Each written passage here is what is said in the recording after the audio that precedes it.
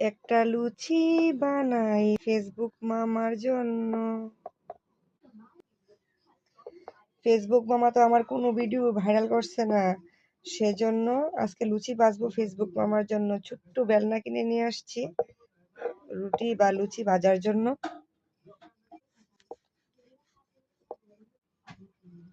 তো আমার কিন্তু এই যে দেখুন, আমি লুচিগুলো বানিয়ে নিয়েছি, এখন ভেজে নেব মাটির চুলায়।